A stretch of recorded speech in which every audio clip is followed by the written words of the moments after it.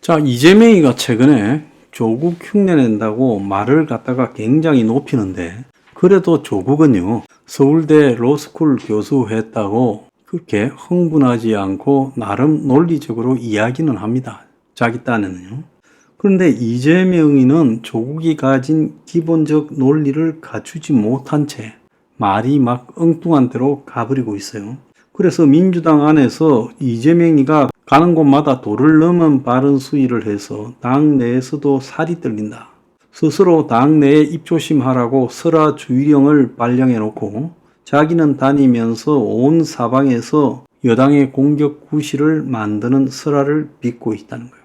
그래서 제가 이재명이의 설화가 앞으로 총선 보름 동안에 여권의 마지막 기대주다라고 말을 했습니다. 이재명이는 어제도 경남 김해 카페 거리에서 지지자를 만나 차라리 나라가 망가지는 것보다는 윤석열이 없으면 낫지 않았겠느냐. 좀 더 나은 삶을 살자고 대통령 뽑았는데 지금 보니 차라리 없는 게 나았을 거다. 자격을 박탈할 수도 있겠구나 생각하게 해야 한다. 이런 탄핵 시사 발언을 지금 3일째 하고 있어요. 그래서 민주당 내부에서도 총선 승리 의지는 알겠지만은 어쨌든 국민이 뽑은 대통령을 차라리 없으면 더 나았을 것이라는 발언이 국민이 잘못 뽑았다라고 비난하는 것처럼 비춰져서 우려스럽다고 말을 하고, 또 이재명의 사실상 거친 입이 국민을 이제 직접적으로 공박하는 것도 보여요.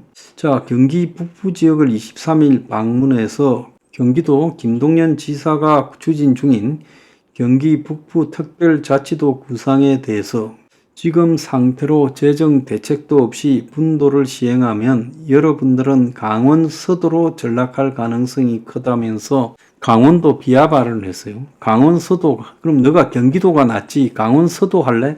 이렇게 말하는 겁니다.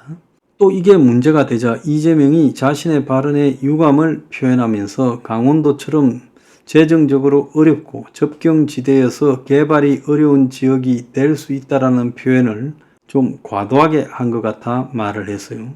자, 경기도에서도 또 이재명의 이 발언이 잘못됐다, 강원도에서도 잘못됐다, 그렇게 말을 했죠.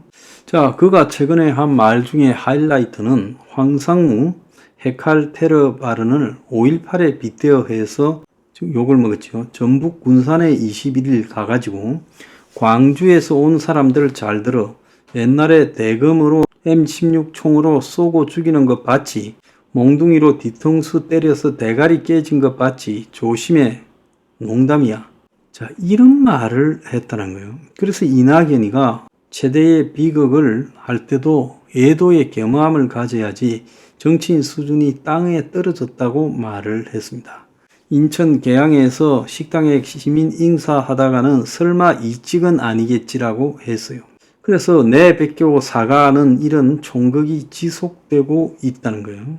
그러고 나서 또 살만하면 2번을 찍든지 아니면 집에서 쉬든지 또 그런 소리를 했어요.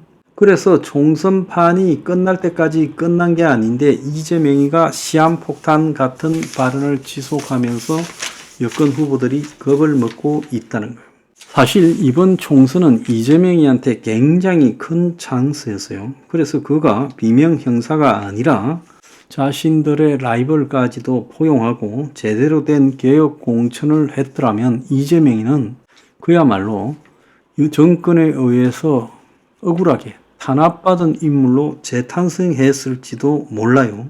그런데 그는 이번에 완전히 공천에서부터 옹졸함을 드러냈고 선거 유세에서 그 자신을 수준을 제대로 드러내고 있어요. 그래서 우리가 지금 딜레마에 빠진 겁니다. 윤 정권이 오만하다, 기분 나쁘다. 그래서 이재명을, 그래서 야당을 찍어주자. 그 야당의 이재명이가 하는 행태를 보면 저것도 어지간하다는 거예요. 자, 사법 리스크의 백화점 상태가 되어 있어요. 백화점이라기보다 거의 잡화점이죠. 그런데 저 윤 정권과 한동훈이가 좀 어설퍼가지고 이 민주당이 떴어요. 자, 그렇게 되다 보니까 이재명이가 이제 몇 달이 아니라 이재명이가 지금 윤석열 정권 출범하고 한 2년을 움츠려서 오다가 입이 터지면서 지금 지 마음대로 떠들고 있는 거예요.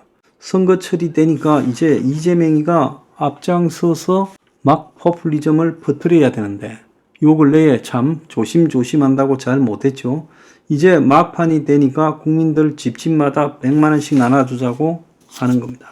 그래서 이재명이가 지금 조국하고 조국을 의식해가 더 강경하게 떠들고 또 좀 이길만 하니까 중국을 겨냥해서 쎄쎄 발언까지 하고 그래서 지금 이재명이가 총선 막판에 박빙 지역이 많지요. 물론 야당이 좀 많이 앞서가고 있는 듯이 보이지만 상당수 박빙 지역이 있어요. 그런데 이런 지역에서 이재명의 말실수가 결정적일 수 있다라는 겁니다. 여건이 어떻게 보면 이재명이 유일한 희망이다. 그도 그럴 것이 지금 60대 이상이 2030보다 더 많은 첫 선거라는 거예요. 그래서 1395만 명 60대 이상이요. 투표권이 있는 18세 이상의 31.4%라는 거예요. 18에서 29세까지와 30세를 합친 비중이 31.2%인데 60대 이상의 비중이 더 많다는 거예요. 자, 이러다 보니까 후보자 평균 연령도 지금 정치가 더 젊은 사람들이 출마를 할 걸로 예상이 됐는데 지금 18대 1에 가장 높은 57.8세라는 거예요. 그래서 이것이 마지막에 지금 60대 이상이 한쪽으로 몰리고 투표율이 높아질 때 이번 선거에서 큰 변수가 될 수 있다는 거예요.